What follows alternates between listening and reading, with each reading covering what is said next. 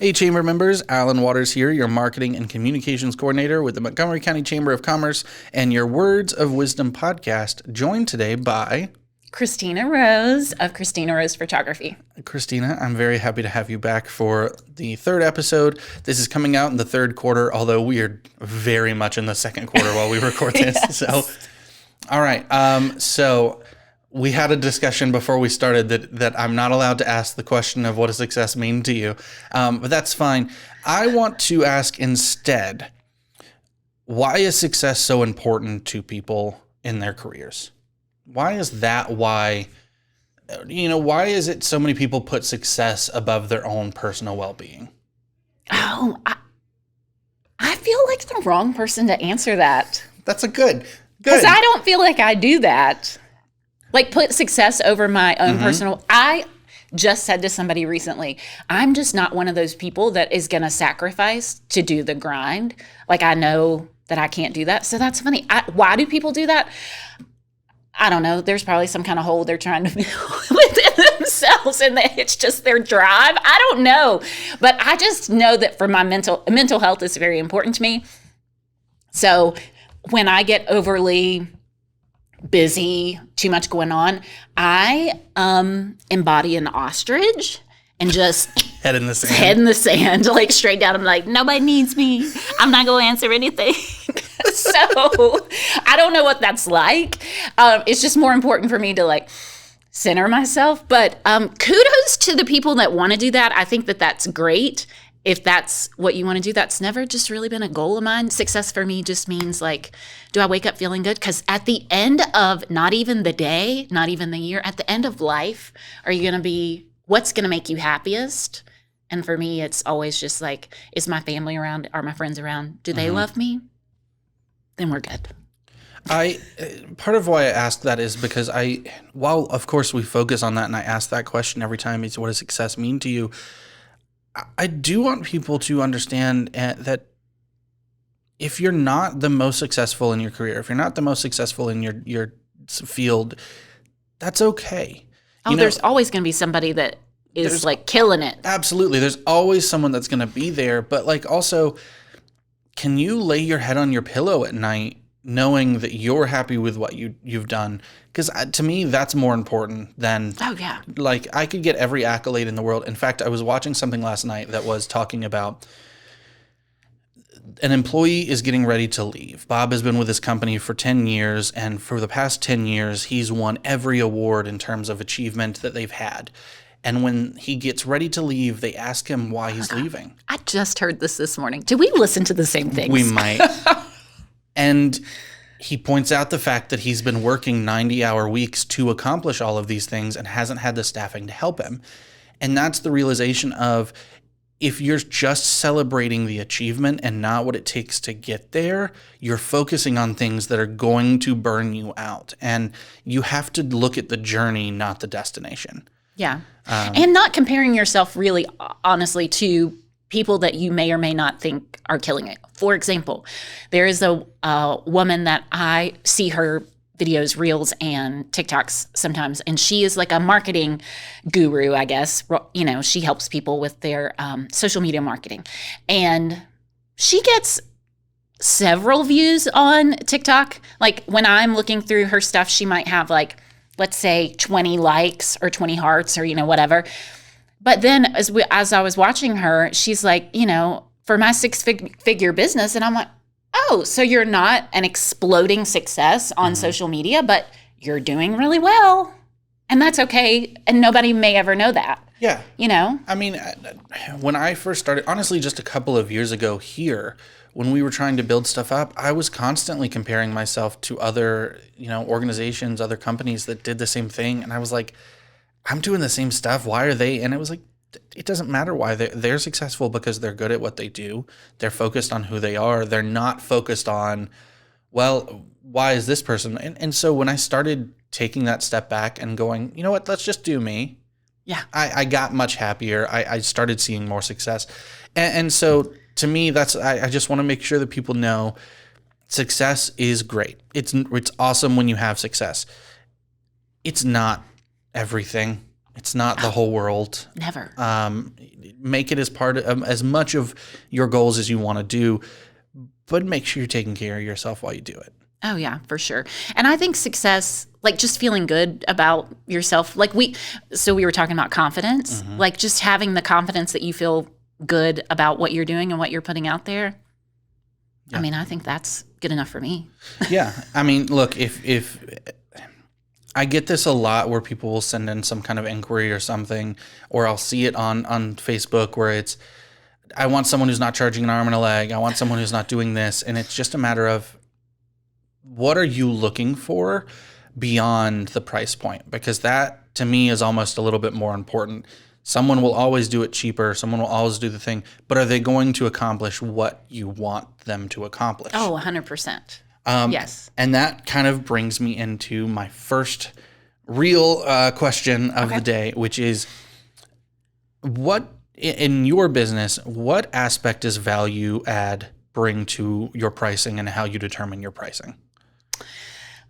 For me, I think for any business, you have to at least make sure you're getting paid a living wage. And I think a lot of people don't even take that into consideration, especially when they see, a lot of people think hourly, like I'm spending X amount of hours doing the actual service, but you also have to get paid for that stuff that's behind the scenes. Yeah. In every business, you just have to. So figuring that out and then pricing yourself to that and then pricing yourself for your knowledge and things like that. But what is the actual value added in terms of like working with me? I think is just experience, obviously, experience with photography. But in terms of marketing and not just giving you pictures, actually giving you things that will make you money. Right? Yeah. Yeah. I mean, I was talking with Brooke and Chase on their episode, and I was pointing out the fact that, like, with what they do in the jewelry industry and a lot in certain creative industries, the value add isn't necessarily always what monetary value are you bringing, but for them, it's what's the emotional value that's going to it. But I do think there's also that aspect of, and now that I'm saying it, we may have said it on the podcast before, I don't know, but some people will see a price out there and they'll go, oh, you're going to charge a different price based on who talks to you. And it's like, yeah, if I'm a graphic designer and I'm making a logo for your business, and you're a small business that's going to have 100 people walk in the door this month, the price that I'm going to charge you is different because the value add that I'm bringing to you is different than if a major motion picture studio paid me to do their poster. There are millions and millions of people that are going to get from that. They're going to make millions and millions of dollars based on the work you're doing. That has to be factored in as you're building your pricing. It just does. I mean, you'd be doing your if I charged Warner Brothers $1,000 to do their poster versus doing $1,000 to do a small business graphic, it's kind of like, man, I shot myself in the foot. Warner Brothers would pay me $1,000 every day of the rest of their life to do that. Like, come on. Warner Brothers, if you'd like to. I know, right? So what do you think is the barrier for business owners as they're doing that? What I feel like people do struggle with that as they're setting their pricing because they see that kind of connotation on social media in particular a lot. Oh, gosh. So what do you think? The arm and a leg stuff. Yeah, the arm and the leg stuff. Like, how do you as a business owner make sure that you are pricing yourself fairly, but also taking into consideration, hey, what is the perception of this going to be?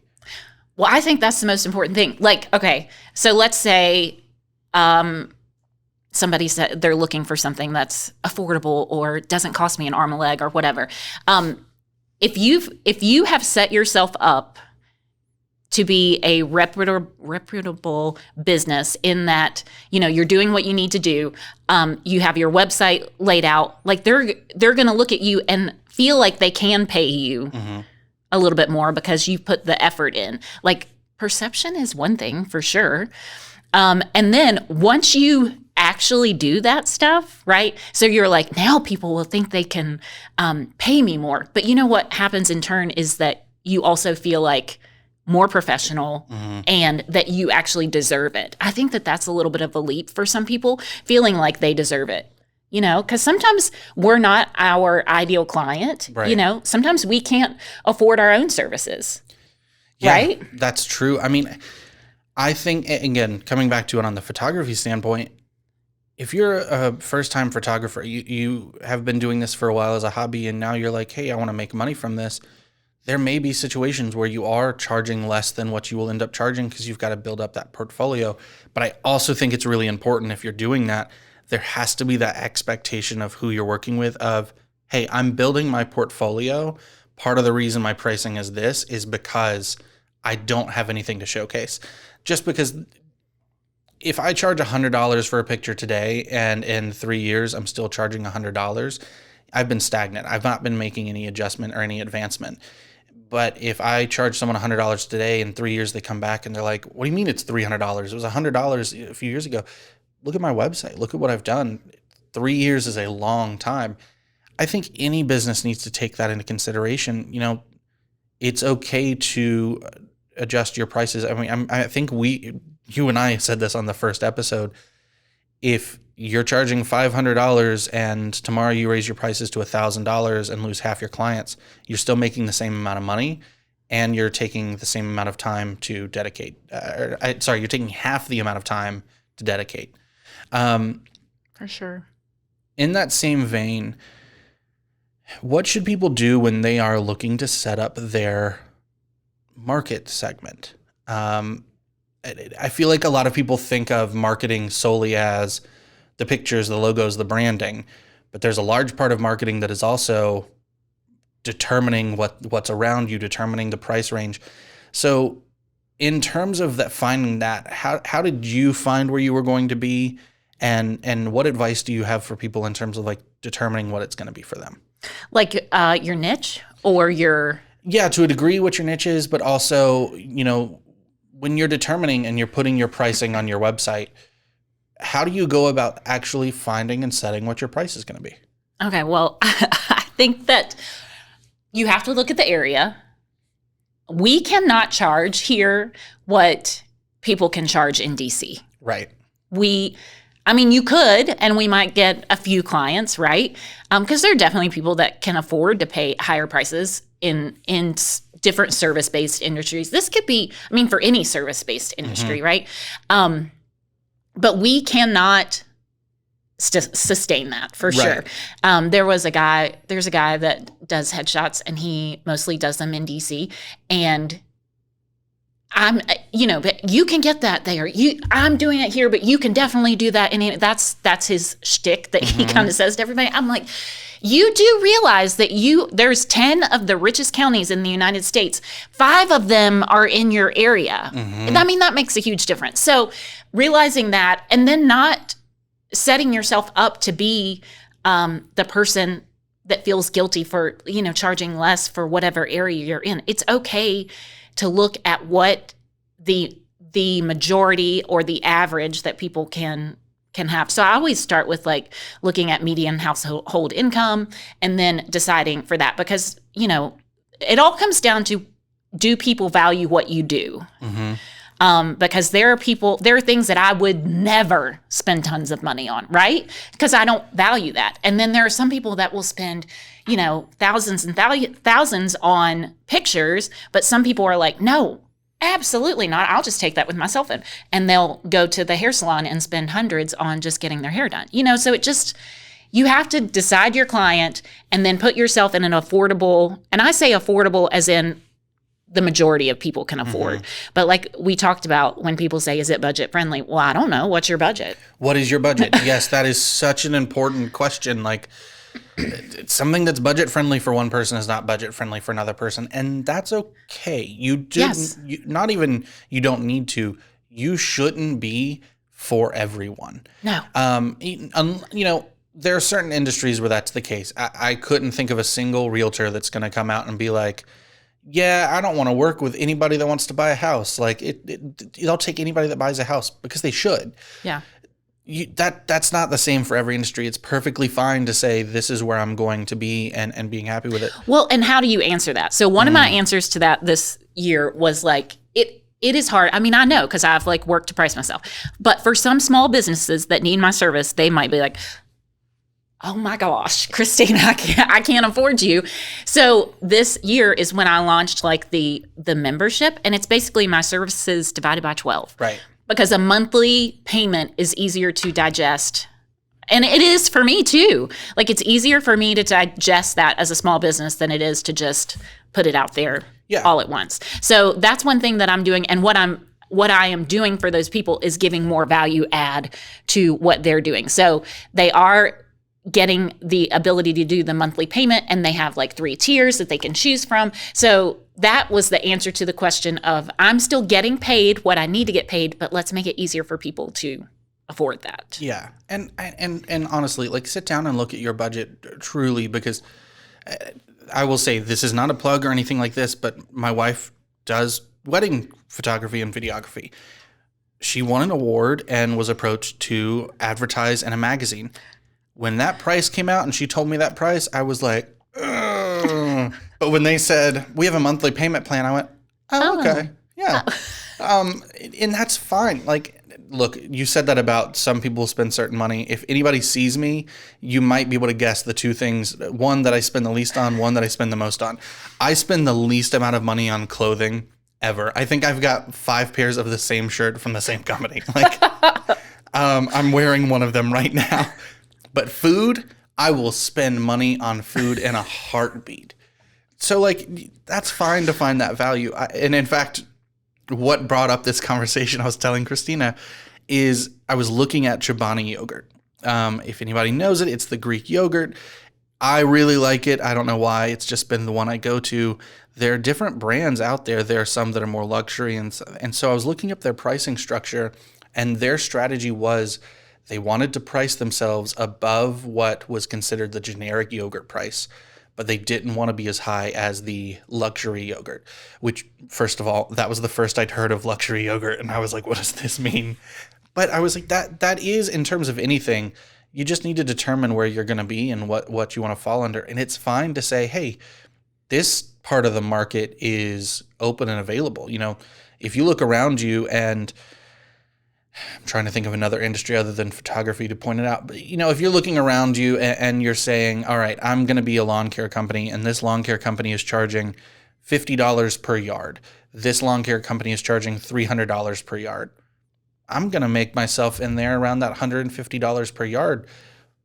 Are you doing the things that actually back up and make you worth that value? And are you marketing directly to that? Because you have to determine both of those. It's basically, you're determining your brand at the same time as you're determining your pricing. It just is, certain people only going to look at, you know, when I see Chobani yogurt, I don't think of a luxury brand. I think, ooh, that's the one with fruit on the bottom. If I look at something with gold leaf on it, my first thought is, I can't afford that. No, yeah. Yeah, no. So I think that's really important, finding where you are. And then value add. So I had somebody say to me, talking about services for like a branding session, right? So we work through things that we're going to photograph and what you have coming up. So we work through all that. As of right now, I do not send this like really gorgeous like outline to go with it. And she, you know, this person was like, oh, I worked with this one photographer and she sent me this.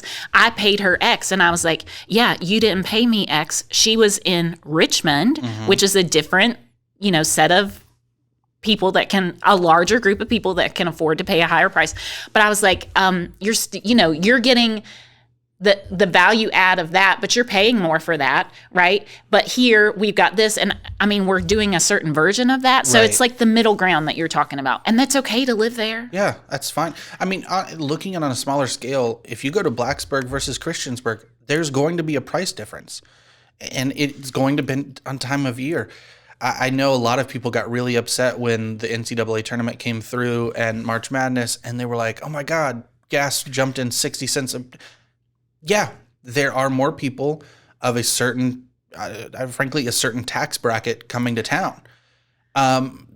It's fine to put that in there. It's fine to also, on the consumer side, say, this is where I'm at and this is where I'm going to be, and be okay with people not. You can't expect everybody to. You don't want to be. Well, it's like, look, don't ask someone to conform to your budget. Yeah. Like, that's not fair to say, oh, you're this much. What about, you're not going to go in and get your hair cut and negotiate a haircut price. I would say that there are stylists that say people do that. Right. Yeah. Yeah. And they definitely do. And it's kind of like, well, nope, I cut your hair. It's this amount of money. So on both sides, it's like, be comfortable where you are and be okay with that. And if you're not okay with that, work on changing it. That's fine to do. And confidence. Yeah. For sure. I'm a big believer in a business should not be every 5 years. A business should not be in the same place or working on the same goals they were 5 years ago. You need to keep fresh. You need to keep adjusting. Otherwise, you're going to hit a point where you just can't grow anymore and you're going to see a decline. And once, not all of the time, but most of the time when you start seeing that decline, you've got a lot more decline on the way than you're going to see because it's a curve. Yeah. So, if you see the decline, you're too late. Yeah. All right. We're going to take a quick break. And then when we get back, we're going to talk a little bit more specifically on photography because I want to see what your process is. If a picture says 1,000 words, what is yours saying? Kristina Rose Photography is here to help you, helping your business stand out from the crowd. Sometimes it's hard for you as a business owner who already wears so many hats to find the time to create the never-ending need of images to promote your business. There's so many avenues that need your attention, and you don't want to just be more noise in the world. Even your marketing team will struggle with the inconsistency. Beautiful photos on your website and social media attract attention. Your potential clients will start to notice. So what if you had a collection of professional images ready to go at a moment's notice? You'd feel less stress, more prepared, and most importantly, more professional. That's where Kristina Rose Photography comes in. With photography for your business, Kristina Rose helps empower small businesses, entrepreneurs, and professionals by creating images that help grow their brand and save them time. It's time to elevate your brand with Kristina Rose Photography. Go to krosephoto.com for more information. That's krosephoto.com. Back to the episode. All right, we are back. So I want to break down from people go to krosephoto.com and they reach out to you and say, hey, I'm interested in learning more through pictures of done, and they get them in, I wanted to say the mail, but I feel like that's not correct. It's not. It's really not. But like, how does that process work for you? And I guess as we're talking through it, how did you find what worked for you? Because I feel like everyone's process is not the same, and that's okay. Yeah. So, okay. The people that contact me were so I have 3 basic things that I do. I do headshots. I do personal and business branding, and then I still do families and seniors. So if you need headshots, we'll do that first. First of all, it's just the initial, like, hey, Kristina, I would like to book a session, right?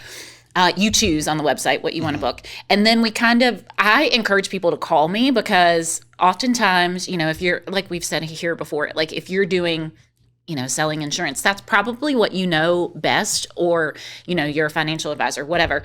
You might be like, I just need a headshot. And then after a conversation, like, what are you doing? What do you have coming up? And then you might decide, oh, actually, let's do a little bit more than that because I actually need to focus more on this is not just for my website. We're rebranding. We're doing whatever. So I like to have a conversation with people. So the first thing that you'll get is an email that says, book a call with me. And my calendar's on there and you can pick a time that's best for you. So that's what happens there. And then we determine, then you book, pay a deposit, all of that stuff is automated. I've got some emails that you get to help you through. So let's say you chose, actually, I just do need a headshot. Most of that happens in the studio. But the best part of doing a headshot, and people I think that don't know, is that directly after we do that, we sit down, I put them on my computer, and we go through them. And we choose. And people, I think, are so nervous about getting a bad photo. When you need a headshot, you're getting like anywhere from 1 to probably 6 is about where people fall. Images, final images, right? We're going through like 200 or 250 that not surely. There is always images that you can leave there with where you're like, oh, I feel really good about these 6. Yeah. these are the best out of that 250. This is perfect. I think people are so nervous to take a bad photo, but we get rid of those so quickly, it doesn't even matter, right? So then next day is usually when people get their photos for that. For branding, you lead up to the sort of the same thing, but I always have a meeting with people before their session where we plan out shot lists, and we decide what we're going to do, what are some things they're marketing. We do locations. It's usually a longer session. And for that, people can do one of two things. They can come and we can do the same thing, like going through and picking and letting me help, or you can go back to your team and choose. Most of the time people choose on their own because we've already kind of lined it up that we're on brand with everything. And then they submit what they want, because I don't edit them unless you're going to use them. That's a waste of my time. Yeah, absolutely. So they go through them. They choose what they want. We get all the flyaways and whiten the teeth and get rid of those bags and all that stuff that we all have, right? And then they're delivered and people can use them. For family sessions, it's very similar in the way that, again, there's no reason for people to have a ton of photos that they don't need. So let's go through those and narrow those down, and let's get the best of the best, so that you don't have 10 of the same pictures of little Johnny with like different expressions. Let's pick our favorite expression of little Johnny, which I don't really want to photograph little Johnny anymore. So let's go with Johnny Sr. Johnny Sr. Yeah. So I know there may be more to this, but this brings up a really good point for me of, what of those people who say, well, if you're taking all these pictures, why don't I get all of these pictures? Explain why they don't want all of these pictures, and also why on our, like, again, on the side of someone who is a photographer as well, why it doesn't make sense for us either. Yeah. Well, the final image is not always the final image. And also, that's our product to sell. It's no different than, I created you all these samples for whatever. Oh, but they're already done, or, whatever. Why can't I just take it? Well, because I think that people are so used to maybe getting everything that they want because it's easier to access things like that, right? But again, like, that's not the final image. And also, you're using that to make, for me, in businesses, you're using my images for X amount of time to make money. So it's like the residuals of that should be more for you than just these like little images that you're probably never ever going to use. So why not get the best of the best? Yeah, I mean, granted, going back to the fact that, Rachel shoots weddings, 6 out of 250 is probably, if I did math, one, I'm not a math person. It's very similar to where, like, if she delivers 1,000 pictures, she's probably taken 6,000 pictures. You don't want to go through 6,000 pictures. No one ever is going to be like, oh God, yeah, I'm so glad I have all 6,000 of these. But also, I think that's where a really big importance of talking to your photographer ahead of time, being like, this is what I want and this is what's important to me. Yeah. To make sure, whether it's branding, whether it's weddings, whether it's families, whatever, that they're the professional. What is the be all end all? Like, even with families, I'm like, what is the over the mantle picture that you want? Let's make sure we get that. And then the rest of it's extra. Yeah. Do you know what I mean? That's what I always say. Like, what is the most important image? We're going to get that. We're going to stay in this, go to a couple different spots till we get the one we love. Then everything else is just little sprinkles. Yeah. Sprinkles of awesomeness. I've made that joke so many times and be like, if I miss the kiss at a wedding, I might as well go home. Like, it's just that you have those pieces. But on the other side, I know, at least for me, and you can even look at the pictures from the recent eLab, where some of them I took, it's like, I took those pictures in RAW. You don't want the raw photo. It doesn't look good. No. Most times when you're taking, I mean, granted, not all the time, because I really like it when a picture looks really good in camera. There's not all the time where you can do that. Sometimes it's like, I have to underexpose because I need to brighten the people up later, but that window behind them, if I shoot it for that color, that's a white window pane and it will never be anything other than. There's so much that goes into it. I feel like people don't See, and that's fine. You don't need They to don't know what know you what don't they need don't to know. know. Yeah, exactly. But that is something I see all the time. It's like, well, if you took all these pictures, didn't I pay for them anyway? No, you paid for My time. this time. Yeah.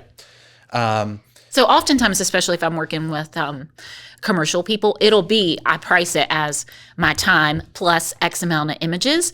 And that's the time that it takes me to process those, right? And anything over that is just extra.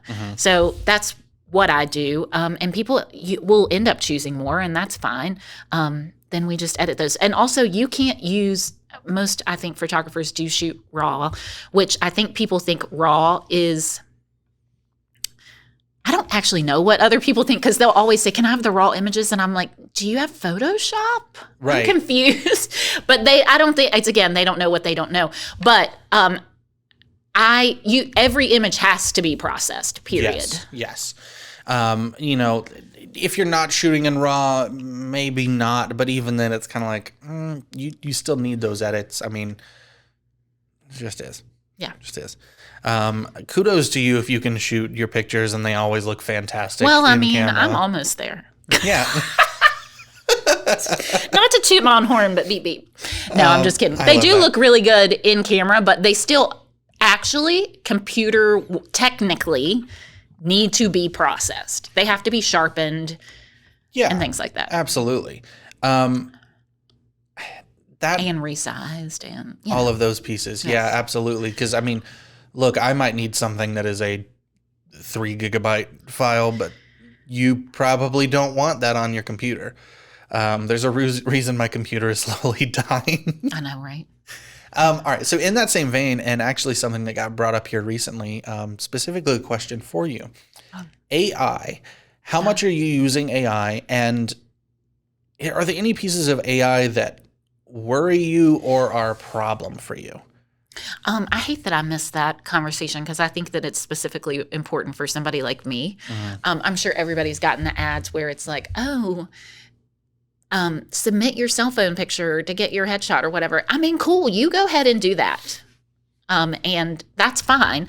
But I do think as AI becomes more popular or whatever, right now I feel like people can sort of sniff it out anyway. But it all comes down to connection, right?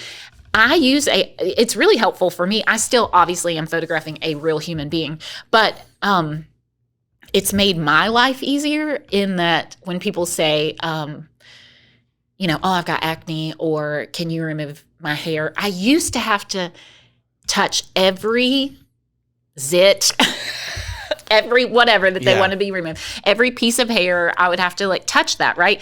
And now AI has helped me out a lot in that I can just kind of do a slider. So that's been pretty spectacular. And it still looks pretty natural, and the person is still the person.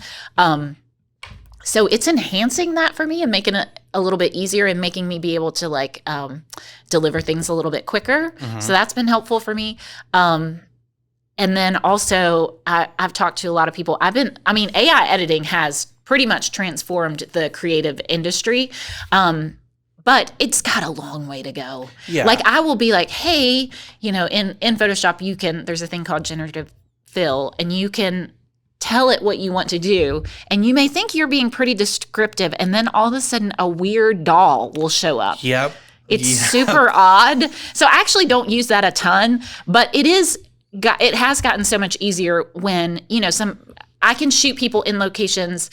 Oh, here's an example. I did a senior session last night, and we did this little thing where he's a soccer player and he was hanging and pointing, but he couldn't reach what he needed to hang on. So I put a stool right there, and used to, I'd be like, oh gosh, I don't really want to remove this stool, but I will. And it is so fast now that he's like, are you sure? I think I can do it without it. I'm like, nah, you're good. You're fine. It's gone. It's going to be so fast. I'm not even worried about it. The first results might be like a weird little animal, but I'll get rid of that. Yeah. So that's where it's helped me. But I do think in terms of marketing and copy and stuff, I think people are getting a little happy with that. But I do think AI is, you've got to learn how to use it. Yeah. And I think that is I'm loving that part of it. Because sometimes I don't have the space in my brain to come up with things. And if I can just get a draft, I can fill in the rest and make it something. But being able, I use AI as like a conversation. Like I'm like, act like this and help me do this. And I want it to be like this and that. And can you also add this? And then if they don't do it right, I say, ooh, can you make it a little bit shorter? Can you make it a little bit friendlier? So I love it. I think a lot of people, I don't know. I'm not sure because I don't hate it. Right. Yeah. I mean, we said that at the Lunch and Learn, and I say this a lot. It's a tool, just like any other tool in the world. If you don't learn how to effectively use it, you're going to see it. Like I made the joke constantly. You're going to be left behind. You are, yes. And I made the joke constantly when people were looking at stuff. I was like, how many of you read the phrase "in the heart of" in the past 6 weeks? I was like, there's a 95% chance it was written by AI because that's what it's trained to do. You have to work with it. And honestly, you can, it sounds weird. You are training that computer. You are training it to do the things. And so like any other tool, you have to effectively use it. One of the questions that came up was kind of in regards to rights, where another thing a lot of people don't necessarily know, when you take that picture, Kristina Rose at that point owns the copyright for that picture. You give someone the right to use it as their headshot, but you still own the right of the copyright. At what point does it start becoming a violation if someone takes that and goes, hey, could you take this picture of me in front of a blank background so that I can add a different background later? For you, I mean, it's different for each photographer, I'm sure, but like, for you, when does it feel like someone starts to encroach upon that copyright and start to hurt? Well, as far as a business goes, I give them the right to, so let's say somebody hires me, they like my lighting, they like the crispness of the pictures, but they want, I don't know, some kind of like foggy edit to it. When a business works with me, they get the right to do that. They can kind of change and manipulate as they want to use that to make money. That's fine. Families, things like that, they do not. But that's the difference. And I don't personally mind if people cut themselves out to put on something and I think that's been going on for a while, and that's okay. I did it at the chamber, so I'm glad you said you're okay with it. Yeah, I'm fine with it. I don't know, because I know that there are definitely like digital artists, photographers that kind of marry those two things together. They take a picture, but they also like paint it and do all this other stuff in Photoshop. I don't know how that's gonna affect things. And like, if AI helps you do that, then where does the copyright fall? I don't know. I think people think that just because I take a picture of them, that then they own the picture because their face is in it, and that's not not the case. You can't. I mean, I tell people kind of this when you're looking at it as a rule of thumb. If at any point you question it, it's something you need to talk to the photographer about. Communication is key. But if you are making money on what someone else is and they've not given you permission to make money on it, you are violating their copyright. Yeah. Like that's the end point. But have a conversation. You know, I like that you said that. You know, if you want to ask Kristina and you get a picture and it's this and you're like, I'd really like to have this done to it. If she gives you permission, you can do it. If she says no, don't do it. I see this a lot on Facebook, specifically in like beginner photo groups where someone will post a picture and say, hey, can I get some comments and criticism? And someone else will actually take their picture, edit it, and then re-upload. And people were like, you can't do that. You just violated their copyright. That's not okay.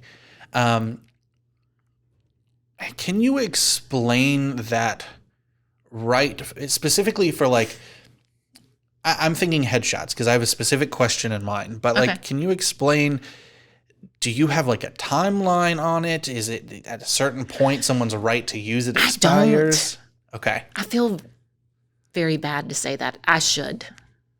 Well, what brought it up is again, in one of this beginner photography groups I'm in, someone pointed out that 4 years ago they got a headshot taken and they were recently featured in a newspaper article, and they sent in the picture to the newspaper article of their headshot to use. The photographer came back afterwards and said, that needs to get taken down. I didn't give you permission to do that. And there was a lot of discourse on the fact of, well, they did give them the right to use that as a headshot. Can you come back and retroactively say, I don't give you the right anymore? I think I mean, I don't know. Everybody's different. They all run their businesses differently. That sounds like that needs to be communicated in the beginning. That was the person's fault. But I think in terms of like photographers working with, or videographers or whoever working with larger companies, they do set aside like a specific amount of time that they're able to use those photos, because they're constantly using those photos to make money. Right. Yeah. You know, that those photos are being used over and over and over to make money. And then eventually if it continues to do that, there's all that income that comes from that. And I haven't done a ton of research in that. I feel actually very bad to say that, but I think as I grow, that is going to have to be something that changes. Yeah, because I mean, I was going to say, going back to something that we keep talking, we're going to meet on, how's the stuff with Adidas going? Because like, if you take a picture, first of all, didn't we just meet like yesterday? Yeah, it was just yesterday. You know what? Honestly, I think I'm always reevaluating like where I need help. I need marketing help. I just don't have it. I have the ideas. I need execution help. I think a lot of businesses need that. So I need some execution help to help me, because I work a lot in my business. So I want somebody to help me. So that will be my next hire. If I get somebody to help me, that's just my return on investment for that should be super high. Right. Yeah, absolutely. Because if you take a picture for Adidas, while you own the copyright of that picture, I can guarantee you Adidas is going to own that picture. Yeah. But I actually looked at their brand after our last one, and I was like, I don't really like how they photograph things. I'm going to think of somebody else. Oh, okay. I like that. And honestly, it's something that I feel like could have a progression too, of like, if you don't want to specifically get in on a certain brand, it's like, great. You can get a picture that is something that's like an amalgamation of people's shoes. You can do that, and you can go from the big box store. They're not a member, and I'm not saying anything negative about them. Let me make sure that is out there. But like, if you were to do Payless, it's like Payless sells any shoe in the world. They don't have that brand. They're just shoes. They have something that then can be like, all right, now I'm going to narrow it down, and I'm going to get further and further. But yeah, I mean, again, look at who you want to work with. Look at what you want to do. I think that's always really important. Yeah. Well, I just had like a complete moment of like my brain stopped working. And cut. I'm gonna have to keep that in just because like that was such a good moment. I was like, yes. We've had a really good conversation. Where can people find you and all of that information to get in touch with you about more of this? Okay, for sure. Obviously, my website. It's krosephoto.com. But I really like making in-person connections. So I'm going to put that out there. All of my social media is on my website. But if you are interested I like having marketing conversations. So let's have coffee. Yeah. You're at many of the business after hours, many of those things. Yeah. So like come out to those. Chat with me. If someone thinks that they might be the right fit for that help you were talking about, what should the membership? The basically helping you execute some of the ideas. Yeah. What's something they should do to like reach out to you? Because I think on the same brand, like if they're going, you're saying, well, maybe not anymore Adidas, but like if you're saying Adidas, you look at that. What should they look at, and what should they do when they're looking to approach you and talk about, hey, I'd like to work with you? Because I think there is an important part of that is, as a photographer, you do have your own style and brand. Mm-hmm. And I think even when you have, assistants help you on things, they still have their style and brand, and it's not always exactly the same as yours, but you do have to adjust how you're shooting to fit within. So what should someone maybe look at and do? What is for me? Yeah, for you. My brand and my pictures are typically clear and crisp. So if people are looking for that, then that would be a perfect fit. I think the on trend, I'm not necessarily the on trend photographer. So that's maybe I need to do it for, it needs to be with more well-known, maybe my goal should be more well-known people that need good personal branding stuff, travelers, things like that. Not necessarily businesses that are chasing the newest trend. Yeah. Because I'm just not that as a person. Right. Yeah. And yeah. I'm a classic kind of gal. And it's one of those things I tell people a lot, like, just because someone has a different style doesn't mean one is good, one's bad, one's better, one's worse. It just is that. I mean, there are certain styles that I see and I'm like, I don't like that. But hey, someone else is. That's perfectly fine. Going back to the value brand and finding that market segment, that goes back into it. Like when you're looking at this, or a creative style is a part of it, and it's fine if you're different.